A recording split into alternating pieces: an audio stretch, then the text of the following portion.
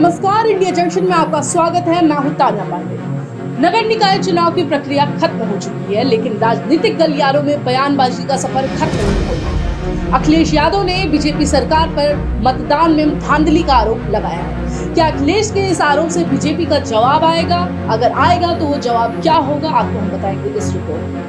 उत्तर प्रदेश नगर निकाय चुनाव के लिए मतदान की प्रक्रिया संपन्न हो चुकी है। शनिवार को नतीजे भी आ जाएंगे, लेकिन नतीजों से पहले ही समाजवादी पार्टी ने मतदान की प्रक्रिया पर सवाल उठा दिए हैं। सपा अध्यक्ष अखिलेश यादव ने लिखित बयान जारी कर मतदान में धांधली के आरोप लगाए हैं। इस बयान में उन्होंने निकाय चुनाव के साथ विधानसभा चुनाव का भी जिक्र किया है। इससे पहले भी सपा ने दूसरे चरण के मतदान से पहले चुनाव आयोग को चिट्ठी लिखी थी। इसमें वोटिंग के दौरान गड़बड़ी की आशंका जताई गई थी। निकाय चुनाव के नतीजे आने से पहले ही सपा अध्यक्ष ने वोटिंग में धांधली का आरोप लगाया और कहा कि बीजेपी सरकार के इशारों पर निकाय चुनाव में जमकर धांधली की गई। बीजेपी की ओर से भय और आतंक का माहौल बनाया गया। मुस्लिम मतदाताओं को वोट नहीं डालने दिया गया। कई जगहों पर बूथ कैप्चरिंग की शिकायत मिली है। अखिलेश ने विधानसभा उपचुनाव के लिए मतदान पर भी सवाल उठाते हुए कहा, रामपुर और स्वार विधानसभा में निष्पक्ष ढंग से चुनाव नहीं होने दिया गया है कि मतदान केंद्रों पर धांधली की जा सकती है। सपा विधायक रविदास मल्होत्रा ने कहा कि अगर निकाय चुनाव में बीजेपी की सरकार ने प्रशासन का दुरुपयोग करके सत्ता और धन बल के सहारे चुनाव जीतने का काम किया है। उन्होंने कहा कि वोटर लिस्ट में गड़बड़ी की गई है। बड़ी संख्या में वोटर लिस्ट से लोगों के नाम काट दिए गए हैं। सपा महासचिव राम गोपाल यादव ने भी वोटिंग पर सवाल उठाए और कहा कि जहां जहां हम गए बहुत अच्छा वोट पड़ा है। अगर प्रशासन निष्पक्ष रहे तो बहुत जगह हमारी बड़ी जीत होने जा रही है। सपा के आरोपों पर बीजेपी ने भी पलटवार किया है। यूपी सरकार के पर्यटन मंत्री जयवीर सिंह ने कहा, बीजेपी नगर निकाय और स्वार और 96 उपचुनाव जीतने जा रही है। चुनाव में गड़बड़ी के आरोप पर उन्होंने कहा, सपा को हारने का डर सता रहा है, इसलिए धांधली का विलाप कर रही है। चुनाव हारने से पहले सपा कारक तैयार कर लेती है।